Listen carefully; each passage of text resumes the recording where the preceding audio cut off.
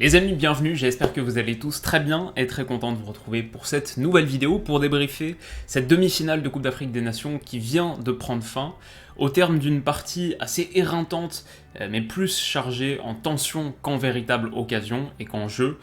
Ça ne pouvait se finir qu'au tir au but et c'est l'Égypte de Mohamed Salah qui fait tomber le Cameroun et qui rencontrera le Sénégal de Sadio Mané en finale dimanche. C'est assez fou. Dans cette vidéo, je vais parler d'abord du Cameroun pendant un petit moment, ensuite de l'Égypte un petit peu moins. Il y aura aussi un segment pub parce que cette vidéo est sponsorisée par OneFootball, voilà, ça durera à peu près 1 minute et je finirai sur la séance de tir au but où il y a des trucs à dire parce que ça n'a pas été joli. Voilà en gros le programme, on est parti donc sur le Cameroun.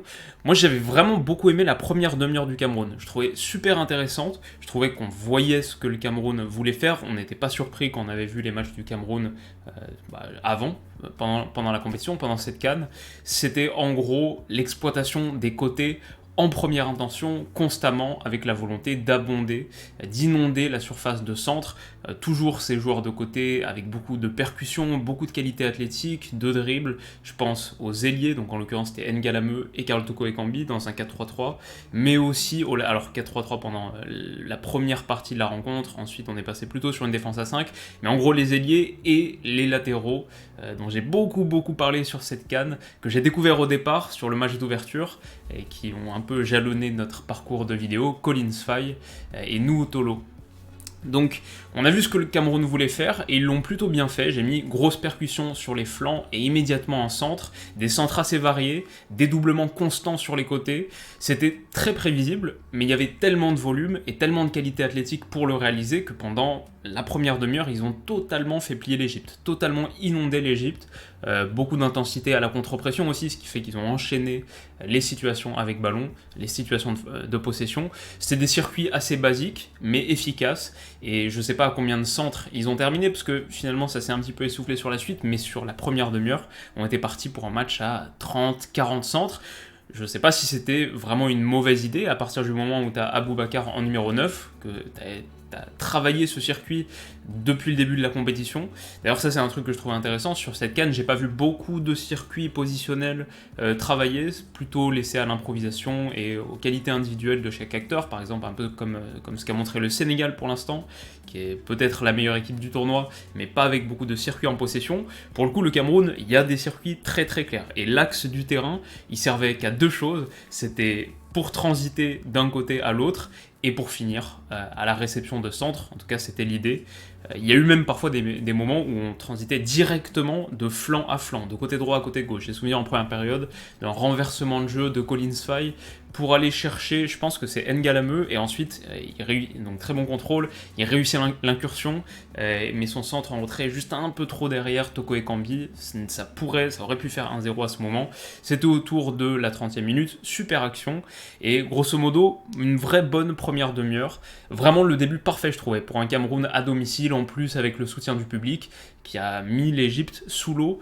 Le problème c'est que ça a duré que 30 minutes, et c'est un petit peu la suite de l'analyse que j'ai envie de dérouler. Le problème c'est que physiquement, le Cameroun a eu beaucoup de mal à faire durer ça pendant plus que cette première demi-heure. Dès le retour des vestiaires, il n'y avait quasiment plus rien dans le réservoir, et l'Égypte, sans être nettement supérieure, a carrément rééquilibré les débats, et à partir de ce moment-là, on a vu très peu d'occasions camerounaises.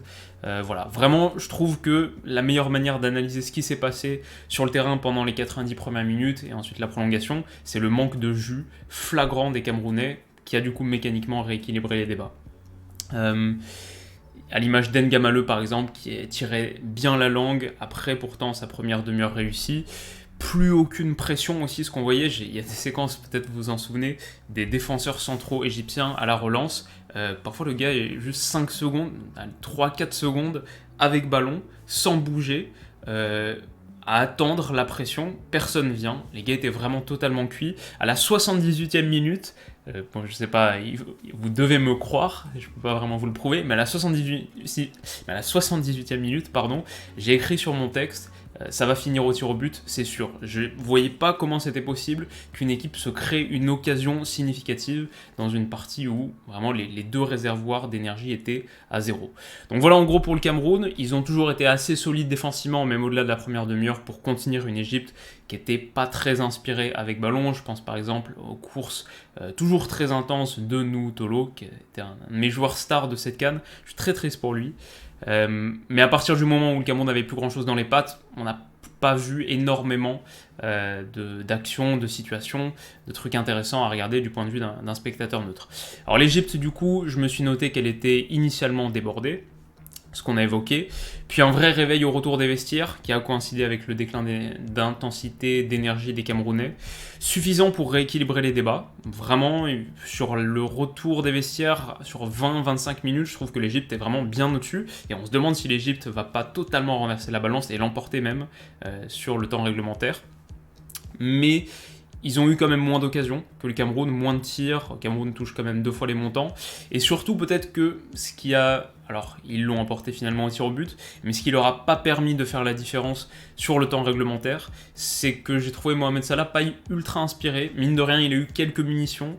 Il y a un tir notamment en seconde période, ou alors c'est en prolongation, mais je dirais plutôt en seconde période, où il ouvre un petit peu trop. Je crois que c'est en prolongation en fait. Il ouvre un petit peu trop son pied à l'extérieur de la surface pour aller envelopper un ballon second poteau. Pas très inspiré là-dessus. Et surtout, la grosse occasion, c'est quand il est lancé face à Onana qui sort de sa surface de réparation et il a juste, entre guillemets, à l'éliminer. Peut-être qu'il vaut mieux utiliser la patte droite que la gauche là-dessus, et ça fait un peu penser à ce qu'on disait sur Mané hier, qui lui a totalement les deux pieds. Là, ça a peut-être coûté à Salah sur cette action. En tout cas, il réussit pas son crochet. Et voilà, j'ai pas trouvé un très très grand Mohamed Salah sur ce match, alors que sur le quart de finale, le match précédent, ou non, sur le 8e de finale, on avait fait une analyse centrée sur Mohamed Salah, le leader, le roi, c'est lui. Là, je l'ai trouvé un petit peu en deçà, et c'est peut-être ça qui a fait que l'Égypte était un peu pauvre offensivement, même s'ils n'ont pas été totalement à la rue. Donc voilà à peu près, peut-être qu'on peut parler de ces leaders qui n'ont pas totalement répondu présent, parce qu'il y a Mohamed Salah, il y a aussi Carlos Queiroz, le coach qui a perdu son sang-froid, qui a été exclu, qui devrait, j'imagine, logiquement manquer la finale. Voilà, ça a fait aussi qu'on n'a pas vu une très très grande Égypte. Et tout de suite, un mot de notre sponsor, on va voir si ça va marcher. Alors les amis, comme je vous l'ai dit en intro, la vidéo d'aujourd'hui est sponsorisée par OneFootball. C'est une appli qu'à mon avis vous commencez à connaître, l'appli numéro 1 sur le foot dans le monde, disponible évidemment en français, sur l'App Store, sur l'Android Store, gratuitement, totalement gratuitement. Et je vous mettrai le lien en description si vous voulez la télécharger. Ça c'était la partie que j'étais légalement obligé de dire, mais moi ce que j'aime bien sur l'appli, c'est le fait que, là on est sur la section news par exemple, on voit qu'elles sont sourcées de plusieurs... il y a plusieurs sources, Football Espagna, Stats Perform, des choses de OneFootball, mais aussi Get French Football News, parce que moi, vous voyez sur mon profil, j'ai choisi de suivre Lyon et la sélection nationale française, les Bleus. Bon, mon appli est en anglais, parce que j'ai choisi de la mettre en anglais, mais vous pouvez absolument la mettre en français, il n'y a aucun problème. Donc voilà, des news de Get French Football News.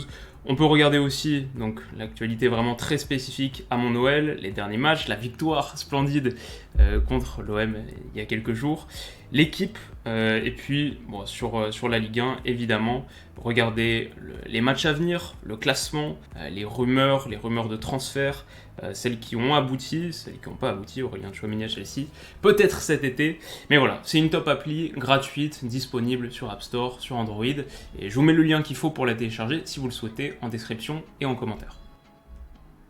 Et voilà, c'était en gros ce que j'avais à dire là-dessus. On passe à la séance de tir au but. Je vous avais promis une analyse un petit peu plus détaillée de la séance de tir au but. Ce qui m'a marqué, c'est vraiment le différentiel de qualité entre le penalty de Vincent Aboubakar et les autres. Aboubakar, je trouve que sur ce tournoi, il mérite malheureusement qu'une demi-statue du coup. Mais le penalty de Vincent Aboubakar, en fait... ce qui m'a marqué, c'est que l'arbitre fait tout son truc avec les gardiens, leur explique ce qu'il faut faire, que la VAR va checker si jamais ils sortent de leur ligne un petit peu trop tôt. Et Aboubakar, il est déjà là depuis 30 secondes, il a le ballon sous la main, je me dis waouh, t'es le premier tireur camerounais devant ton public, en demi-finale de Coupe d'Afrique, tu vas lancer la séance de tir au but, et le gars ça fait 30, 45 secondes, 1 minute qu'il est là avec le ballon sous la main, grosse pression, genre moi si j'étais lui peut-être que j'y serais allé un petit peu plus tard à la séance au point de penalty, parce que ouais, je trouvais qu'il se mettait une énorme pression, et pourtant le penalty est parfait en interaction avec le gardien, énormément de sang-froid, c'est là qu'on voit aussi l'importance de la maîtrise technique de ce penalty en interaction avec le gardien. Si tu maîtrises parfaitement ce geste, tu as tellement plus de chances de marquer, enfin, c'est le futur, c'est la manière de tirer les penalties en 2022 qui fonctionne le mieux. Mais voilà, j'ai trouvé le penalty d'Aboubacar vraiment très bon. Celui de Zizou ensuite dans la foulée pour revenir à un partout, 1-0, et donc un partout, Zizou qui tire à la Jorginho aussi. Donc ça lançait super bien cette séance. 2 penalty tirés vraiment en interaction, mais tout de suite tout s'écroule avec celui de Moukoudi, donc deuxième tireur camerounais.